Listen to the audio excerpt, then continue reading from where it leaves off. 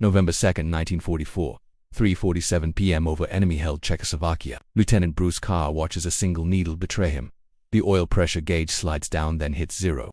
Almost immediately, oily black smoke explodes from the Mustang's nose, curling past the canopy in thick waves. The Merlin engine shrieks in protest, metal tearing itself apart from the inside out.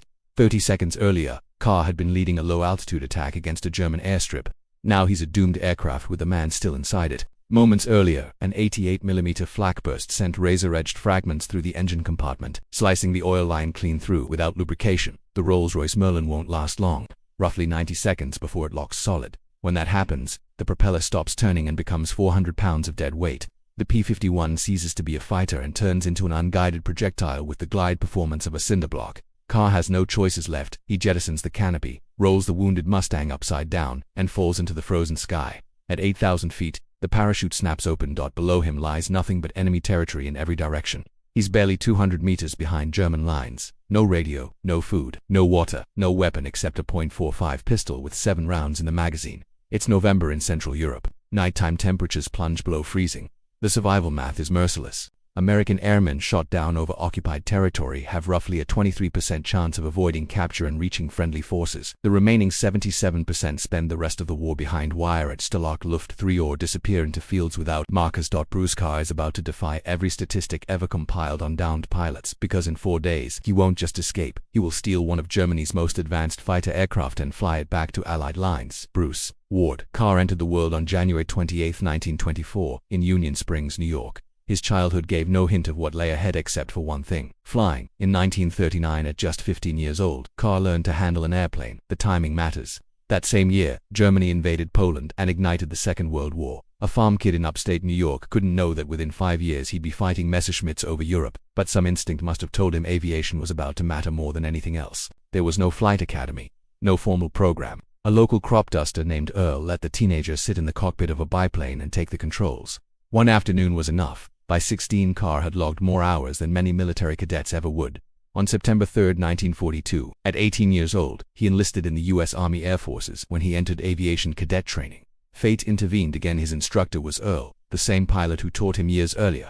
Earl reviewed Carr's paperwork, saw over 240 flight hours already recorded, and immediately recommended him for accelerated training. By August 1943, Carr earned his commission. By February 1944, he was in England with the 380th Fighter Squadron, 363rd Fighter Group, 9th Air Force. His assigned aircraft, the P-51 Mustang. The Mustang changed the air war. With external tanks, it could escort bombers from England to Berlin and back. It was fast, agile, and deadly.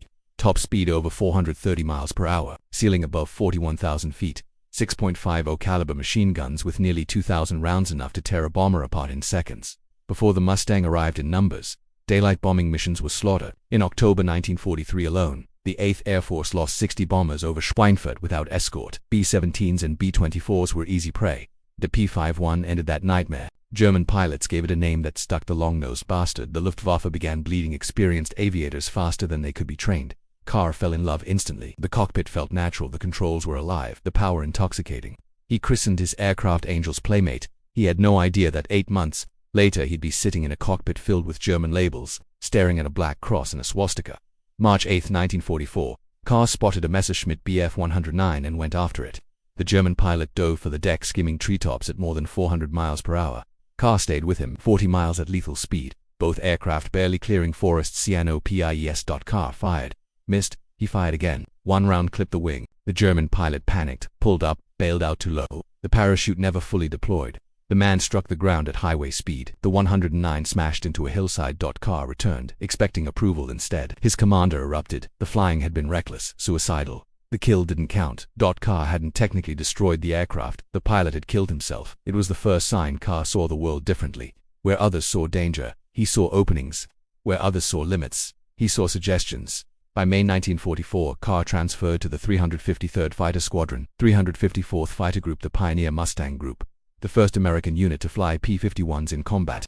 The best pilots in Europe. Carr belonged. On June 17, 11 days after D-Day, he scored his first confirmed victory over Normandy. 2 months later, he was promoted to second lieutenant. On September 12, Carr's flight attacked a German airfield, destroying multiple Ru-88 bombers on the ground. On the way home, they spotted 30 FW-190s below them. Carr didn't hesitate. He dove in 3 minutes. He shot down 3 enemy fighters.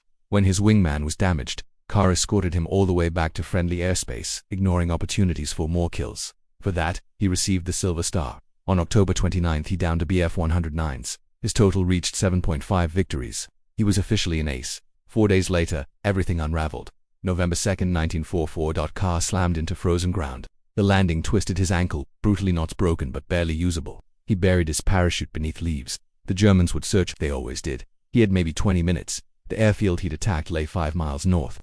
The Germans would expect him to move south or west toward Allied lines, so Carr did the opposite. He moved north toward the enemy. It was illogical, and exactly why it worked. For 3 days, Carr survived in forests and ditches. He traveled at night, avoided roads, and ate nothing. His flight suit offered little warmth. His ankle throbbed with every step. On the second day, he drank from a stream so cold it numbed his throat. He hid motionless for 2 hours as a German patrol passed nearby.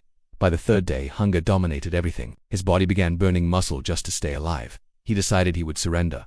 Captured airmen were treated better than infantry. Aviators respected aviators. Starlock Luft 3 was dull but survivable. Late on the 4th day, Carr reached the edge of the airfield. From a tree line, he saw hangars, fuel trucks, parked fighters, mostly Bf-109s.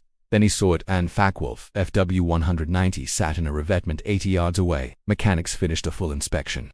They topped fuel, ran the engine, shut it down and walked away. The fighter was ready. Carr's surrender plan vanished. At 3 a.m. he moved 80 yards of open ground. No cover. He reached the aircraft and climbed inside. Nothing made sense. Every label was German. Gothic lettering everywhere. But physics didn't change. Throttle, stick, rudder. After hours of deduction, he found the inertia starter. The engine roared to life. There was no turning back. Carr rammed the throttle forward. The FW-190 surged ahead, lifting off between hangars and rooftops. Now airborne alone, a stolen German fighter. He stayed low, too low for radar, too fast for flak. Crossing Allied lines was nearly fatal. American gunners saw only a German aircraft and opened fire. Carr flew lower, faster. The aircraft took hits and kept flying. At his home field, the landing gear refused to deploy. No hydraulics, no time. He belly landed at speed, sliding hundreds of yards through mud. He survived. Armed MPs surrounded the wreck, expecting a German. An American climbed out instead. No one believed him until the group commander arrived. "Where in the hell have you been?"